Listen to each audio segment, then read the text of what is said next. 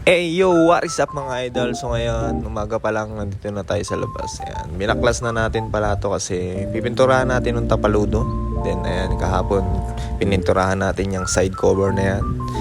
Pati rin yung sa dibdib na yan hanggang sa katawan niya mga idol. Ayan, yung matte black. At ayun nga mga idol, dito tamang baklas na tayo. Medyo mahirap lang alisin yung tornilyo niya dahil may mga natuyo na rin putik. Syempre halo-halo na yan. Alam mo naman, tapaludo, siya lahat sumasalok. Kaya naman mga idol, yung tornilyo niya talaga natakpan na. So pipilitin pa rin natin ito baklasin. Gagawa natin ng paraan yan. Let's go! At bali mga idol, ayan, nandito na yung mga tropa natin. Ayan, bali magpapalit nga daw siya ng buong upuan ng TMX niya. Syempre, ayan yung ipapalit. Syempre, ayan, may gwapong raider dito. At ayan, may-ari ng TMX, si Eddie. Bali mga idol, ito nga pala yung pinagpalitan niya. Dapat papalitan lang namin to ng balat, kaso nga kinain na ng kalawang yung pinakabakal niya sa ilalim. Kaya ayun, palit na buo. Napakalupit na zone. Ba sa kabila? Tuwan-tuwa yung ano natin, no? Kabila idol, nasa na yung ano natin? The Mechanics, Aris. At ayan mga idol, nakalas-kalas na natin at bibigyan ko na rin kayo ng tip. Ayan, may mga kailangan kayong alisin. Ayan, kagaya niyan mga idol, para mas madali nyo mahila yung tapaludo paangat kasi hindi siya basta hila lang. Kailangan iangat muna tapos hihilain para mas madali nyo makuha yung tapaludo ng hindi mababasag mga idol.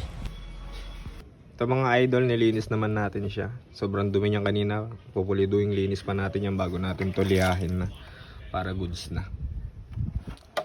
Ayaw mo bang maniwala na halika para lasa? Bakit di mo subukan lumapit para mo mararanasan? Ang tagal mo na dyan sa matindaw. Tumigil ka sa'kin na maghintay.